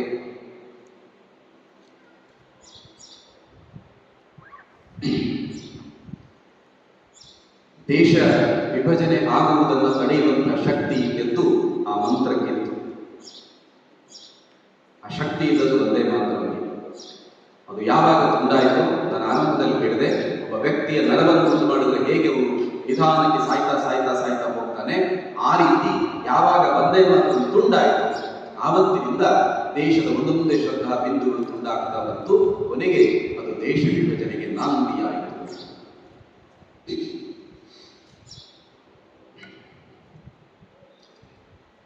ಇವತ್ತು ಒಂದೇ ಮಾತ್ರ ಅಂತ ಹೇಳಿದಾಗ ನಮಗೆ ಸ್ವಾತಂತ್ರ್ಯ ಸಿಕ್ಕಿದೆ. ಇವತ್ತು ಒಂದೇ ಮಾತ್ರ ಅವಶ್ಯಕತೆ ಏನು ಅಂತ ನಮ್ಮ ಮನಸ್ಸಿನ ಪ್ರಶ್ನೆಗಳು ಬರಬಹುದು. ನಾವು ಹೇಳ್ತೀವಿ, ಹಲವು ಭಾಷೆ ನುಡಿ ಲಿಪಿಗಳ ತೋಟ, ವಿವಿಧ ಪಂಥ ಮತಗಳ ರಸದೂಟ, ಕಾಣಲು ಕಾಮನ ಬಿಲ್ಲಿನ ನೋಟ, ಬಗೆ ಬಗೆ ಸಂಕುಲವು ನಮ್ಮಿ ತಾಯಿನೆಲವು ಅಂತ ಹಾಡ್ತೀವಿ. ಇಲ್ಲಿ ಹಲವು ಮತ ಪಂಥಗಳಿದ್ದಾವೆ ಅಂತ, ಹಲವು ಭಾಷೆಗಳಿದೆ. ಸುಮಾರು 700ಕ್ಕೂ ಹೆಚ್ಚು ಭಾಷೆಗಳಿದೆ ಅಂತ ಲೆಕ್ಕ ಮಾಡ್ತಾರೆ.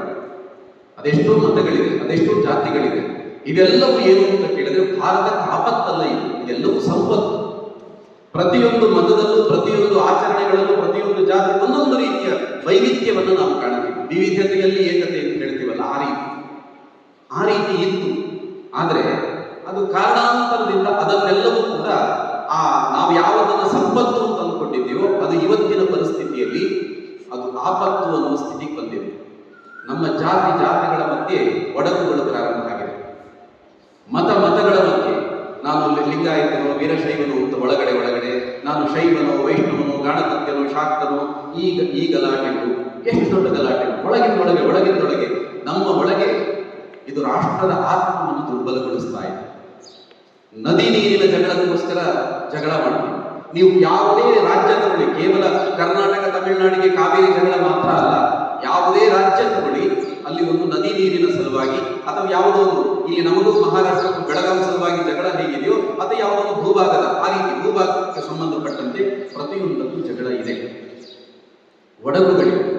ಮಾತ್ರವಲ್ಲ, ನಮ್ಮೆಲ್ಲ ಮಹಾಪುರುಷರನ್ನ ಒಂದಷ್ಟು ನರೇಟಿವ್ಗಳನ್ನು ಸೃಷ್ಟಿ ಮಾಡುವವರಿದ್ದಾರೆ, ಆಖ್ಯಾನಗಳು.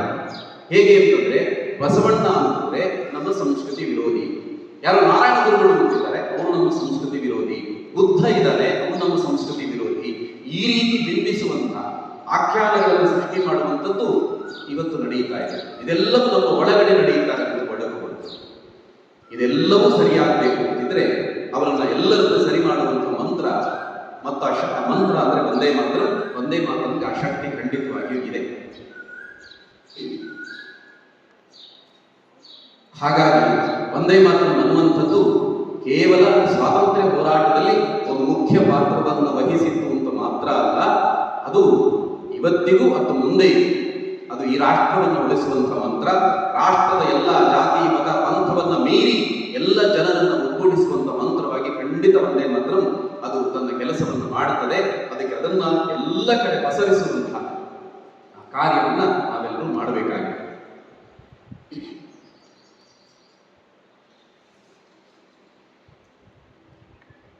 ಒಂದ್ಸಲ ನಾನು ಒಂದೇ ಮಾತನ್ನು ಹಾಡ್ತೀನಿ, ಆಗ್ಬೋದಾ? ಅದನ್ನು ಕೇಳಿ, ಈ ಒಂದೇ ಮಾತನ್ನು ಕೇಳಿ, ಪೂರ್ತಿ ಹಾಡನ್ನು ಹಾಡ್ತೀನಿ ನಾನು. 5 ಚರಣಗಳು ಅಂತ ಹೇಳಿದ್ನಲ್ಲ, 5 ಚರಣಗಳನ್ನು ಹಾಡ್ತೀನಿ. ಸಾಧ್ಯ ಆದರೆ ಅದನ್ನು ನಿಮಗೆ ಪ್ರಿಂಟ್ ಕೊಡ್ತಾರೆ, ಮುಂದಿನ ದಿನಗಳಲ್ಲಿ ಅದನ್ನು ಕಲಿಯುವಂತ, ಅದೇ ರಾಗದಲ್ಲಿ ಕಲಿಯಬೇಕು ಅಂತಿಲ್ಲ, ಕಲಿಯುವಂತ ಪ್ರಯತ್ನ ನಾವು ಮಾಡೋಣ.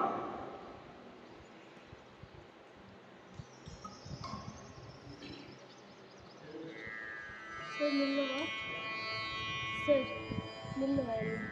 ಕೂತ್ಕೊಳ್ಳಿಕ್ಕೆ ತೊಂದರೆ ಇಲ್ಲ.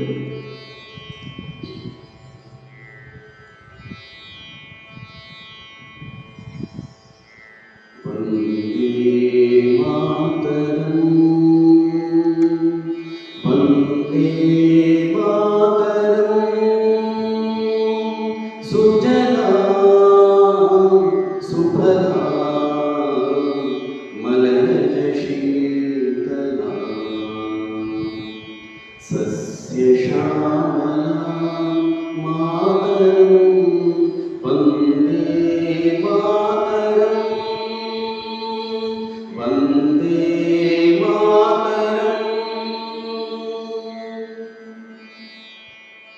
ಶುಭ್ರಜ್ಯೋತ್ಸ್ನಾ ಪುಲಕಿತಯಾಮಿನೀ ಪುಲ್ಲಕುಸುಮಿತ ದ್ರುಮದಲ ಶೋಭಿನೀ ಸುಹಾಸಿನೀ ಸುಮಧುರ ಭಾಷಿಣೀ ಸುಖದಾ ವರದಾ ಮಾತರಂ ವಂದೇ ಮಾತರಂ. ಕೋಟಿ ಕೋಟಿ ಕಂಠ ಕಲ ಕಲ ನಿನಾದ ಕರಾಲೆ, ಕೋಟಿ ಕೋಟಿ ಭುಜೈರ್ಧೃತ ಖರ ಕರವಾಲೆ, ಅಬಲಾ ಕೆನುಮಾಯಿತು ಬಲೆ ಬಹುಬಲಧಾರಿಣಿ ನಮಾಮಿ ತಾರಿಣಿ ರಿಪುದಲವಾರಿಣಿ ಮಾತರಂ ವಂದೇ ಮಾತರಂ. ತುಮಿ ವಿದ್ಯಾ ತುಮಿ ಧರ್ಮ ತುಮಿ ಹೃದಿ ತುಮಿ ಪರ್ಮ, ತ್ವಂ ಹಿ ಪ್ರಾಣ ಶರೀರೇ ಬಾಹುತೆ ತುಮಿ ಮಾ ಶಕ್ತಿ, ಹೃದಯೇ ತುಮಿ ಮಾ ಭಕ್ತಿ, ತೋಮಾರೈ ಪ್ರತಿಮಾ ಗಡಿ ಮಂದಿರೇ ಮಂದಿರೇ. ವಂದೇ ಮಾತರಂ. ತ್ವಂ ಹಿ ದುರ್ಗಾ ದಶ ಪ್ರಹರಣ ಧಾರಿಣಿ, ಕಮಲಾ ಕಮಲದಲ ವಿಹಾರಿಣಿ, ವಾಣಿ ವಿದ್ಯಾದಾಯಿನಿ, ನಮಾಮಿ ತ್ವಾಂ ನಮಾಮಿ ಕಮಲಾ ಅಮಲಾ ಮಧುಲಾಂ ಸುಜಲಾಂ ಸುಫಲಾಂ ಮಾತರಂ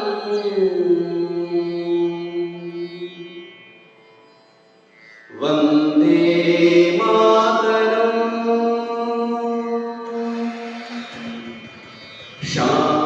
ಶ್ಯಾಮಲಾಂ ಸರಳಾಂ ಸುಷ್ಮಿತಾಂ ಭೂಷಿತಾಂ ಧರಣೀಂ ಧರಣೀಂ ಮಾತರಂ ವಂದೇ ಮಾತರಂ, ವಂದೇ ಮಾತರಂ, ವಂದೇ ಮಾತರಂ.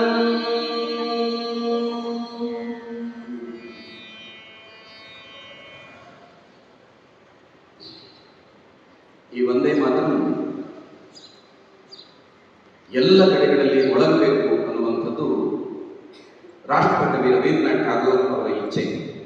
ಅವರು ಹೇಳುತ್ತಾರೆ, ಎಲ್ಲೆಲ್ಲೆಲ್ಲ ಮೊಳಗಬೇಕು ಅಂತಂದ್ರೆ ಮನೆಯ ಬೀಸುವ ಕಲ್ಲುಗಳಿಂದ, ತೂಗುವ ತೊಟ್ಟಿಲುಗಳಿಂದ, ಮರಮರದ ಮರಮರ ಸ್ವರದಿಂದ, ಹಿಮಾಲಯದ ಶಿಖರದಿಂದ, ಶಿವಾಲಯದ ಶಂಖ ಜಾಗಟೆಗಳಿಂದ, ಮಠ ಮಂದಿರಗಳ ಬೇರಿ ನಗಾರಿಗಳಿಂದ, ತೆಂಗು ಕಂಗಿನ ಚಾಮರೆಗಳಿಂದ, ಪೈರು ಬಚ್ಚೆಗಳ ಮೈ ಪುಳಕದಿಂದ ಒಂದೇ ಮಾತನ್ನು ಕೇಳಿ ಬರಬೇಕು.